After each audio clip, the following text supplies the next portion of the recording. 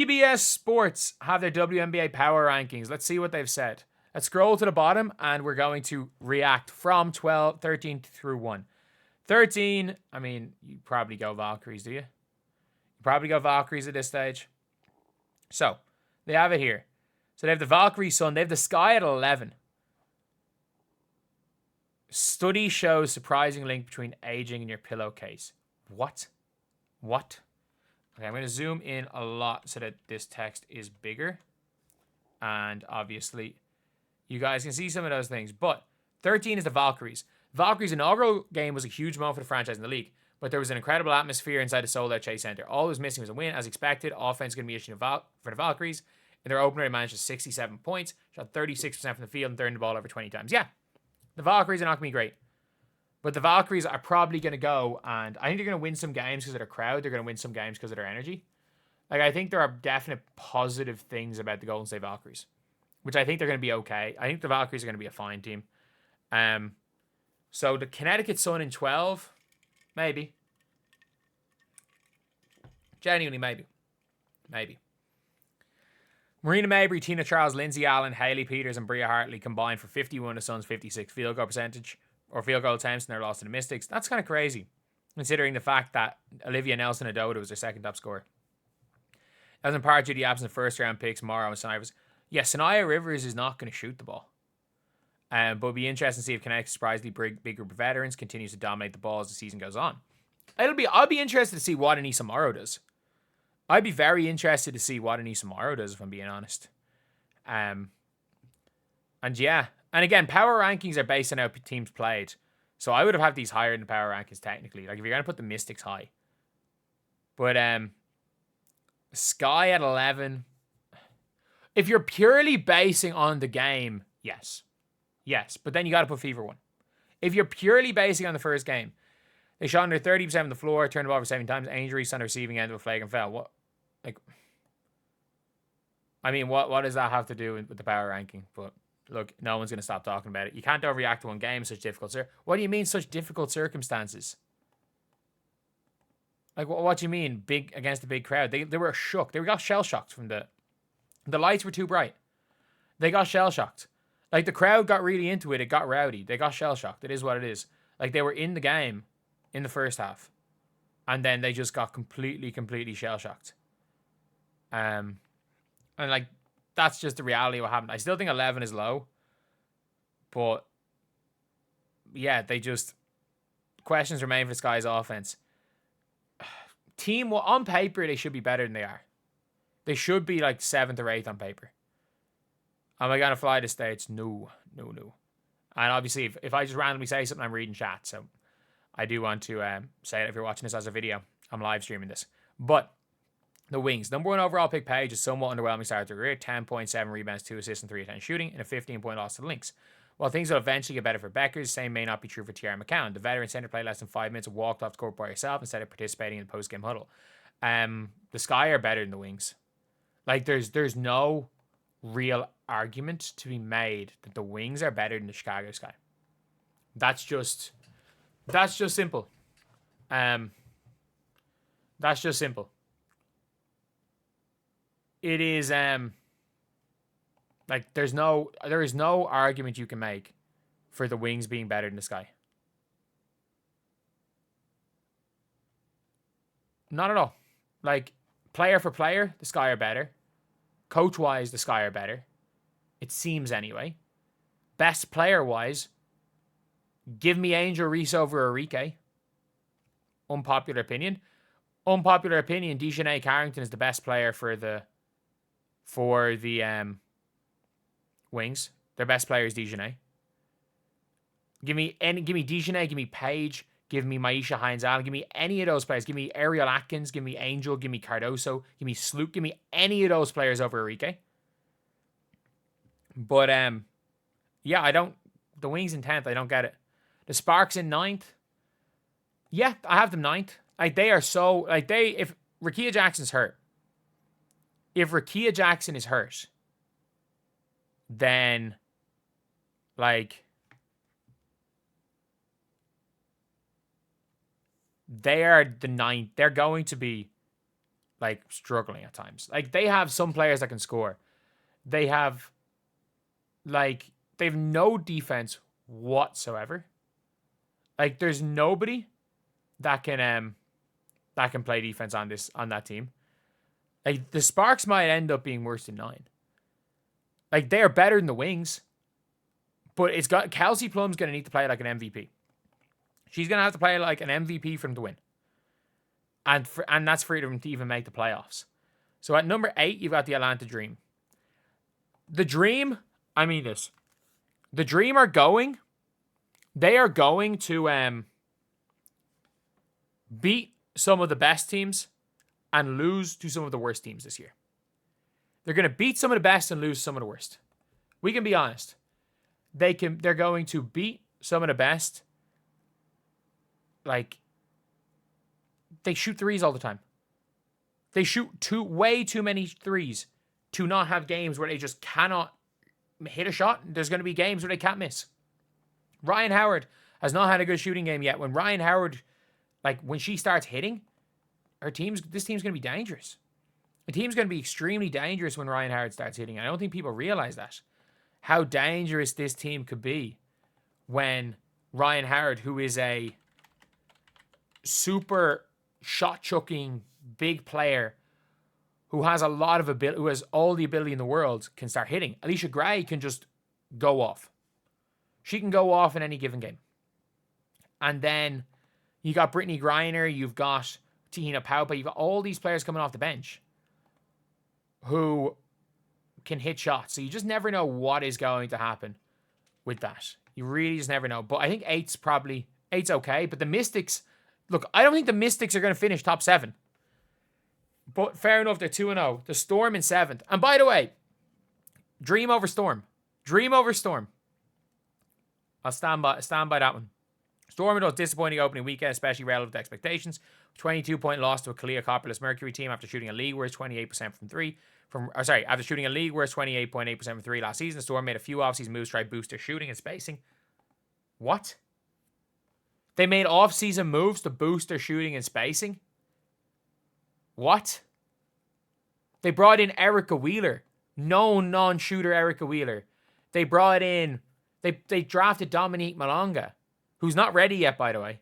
Who's not ready. I tried to warn everybody.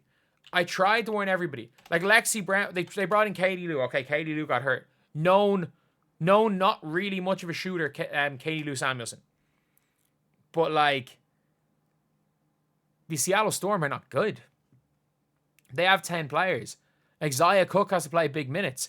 Lexi Brown, as good as Lexi Brown is as Crohn's, where are they getting their bringing in shooters from?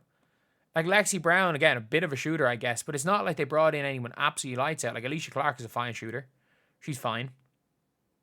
But it's not like they brought in any of them. Gabby Williams can't shoot. Gabby Williams hits the side of the backboard more often than she'll make a 3-point shot. Diggins can shoot. Neka can't shoot.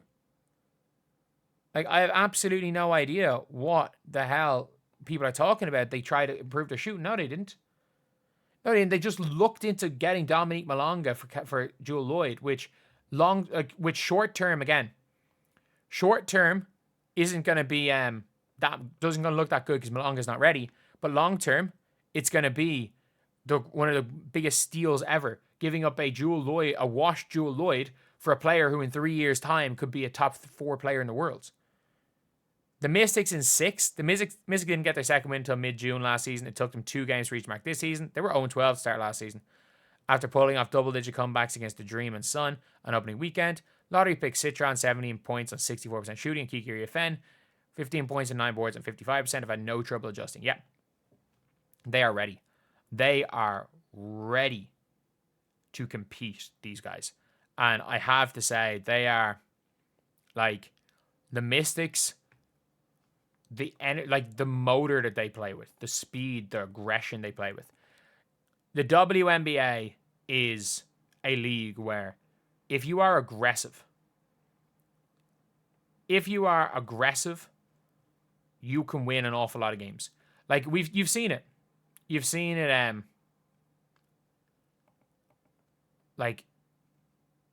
Angel Reese is so good because she's so aggressive. Caitlin Clark, part of the reason she's so good is her aggression. Part of the reason Kenny Carter was unguardable is because of her aggression. They've got a Brittany Sykes who is uber aggressive. And then you've got all these other players. I don't mind seeing them at 6. I really don't mind seeing them at 6. And people in the chat are like, why would they not keep... Sundell sucked. And like send Malonga over. I would have kept... You would have considered keeping Malonga overseas, but like Malonga is like throwing in a... like Malonga is like throwing in... I don't know. I'm trying to think of like a skinny rookie who wasn't ready for the NBA and expect him to be good game 1. But like, they could be very good. The Mercury is going to be an interesting one because the Mercury starts and ends. There's 2 things the Mercury, not that they start and end with this, but there's 3 big things for the Mercury. One is Alyssa Thomas going to play like an MVP? She needs to play like an MVP. Satu needs to be healthy. And Nate Tibbetts needs to be a good coach. And this is my thing with Nate Tibbetts. We will see if Nate Tibbetts can coach this year. A person with mad ideas, a person with new ideas is a madman until those ideas work. And Nate Tibbetts just does mad stuff as a coach. You never know what Nate Tibbetts is going to do. You possession by possession. You never know what Nate Tibbetts is going to do. But it looked good. Like we saw Alexa Held. We saw Catherine Westbeld, like older rookies coming in and immediately making an impact. So it does seem like the Phoenix Mercury team are going to be an interesting one. And like Alyssa Thomas is a floor raiser on both ends of the floor. Like all their players have to do is hit shots and let Satu and Alyssa Thomas take them home. Like realistically, that's all they have to do. So the Mercury, I don't mind 5. I actually don't mind 5. They could be good. Ace is 4. Yeah. The Ace said Asia wasn't picked up where she left off, but Jackie Young, Chelsea Gray, and Jewel Lloyd combined for 33 points. Jackie Young can only play one end of the floor. Jackie Young is either going to be an offensive player or a defensive player. That's the only problem with Jackie Young. And I've said it for the last while, is that her and Copper are very similar in a way that when they're playing offense, they're not playing defense. When they're playing defense, they're not playing offense. I don't mind the Ace of 4. I don't mind the Ace of 4 at all. I think they put it up to the Liberty. And I will say this, though. Like, the Liberty were a bit off. Sabrina was very off. And Phoebus had just gotten off a plane. So, I don't know. It's not a great look, but, you know, they'll need more from the trio moving forward, especially considering that their depth is worse than it was last season. Their depth is way worse. They have no depth. Last season, they had Tiffany Hayes, Alicia Clark coming off the bench. They have no depth at all. But, again, Aja Wilson's going to be Aja. I don't think that's enough to beat the Indiana Fever. I don't think that's enough to beat 3rd. And right now, I would consider... I'm not going to be as down on the Liberty, but Fever being 3rd is completely fair. I had Fever in 3rd at the start of the year. Like, from the start of the year, I had Indiana at 3rd. Wow, Lynx are 2? What?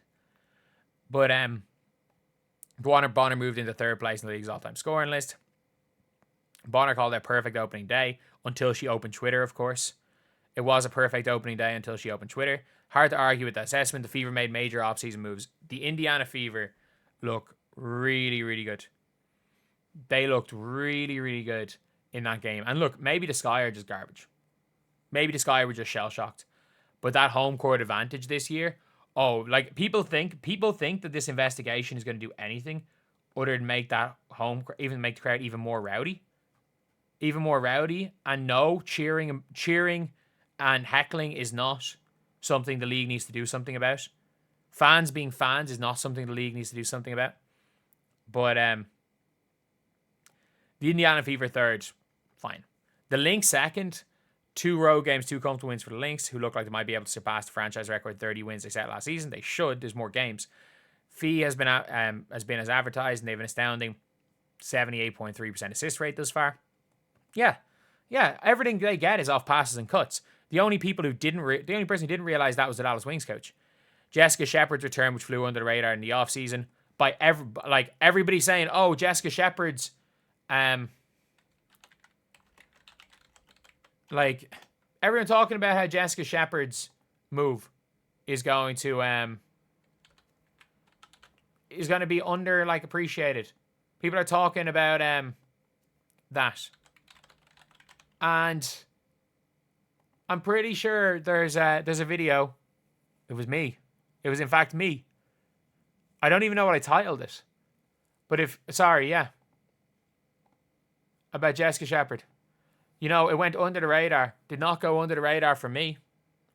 Talking about Kosu having a young player there in their team to develop over time. And talking about Jessica Shepherd's highlights. It could change everything for the WNBA Championship 4 weeks ago. Went under the radar by everybody. In the actual media, because they do a horrible job covering this sport. But the Liberty at 1, they picked off right where they left off. Tash Cloud made a media impact. She was awful and then just took over. She is so clutch, such a good playoff performer.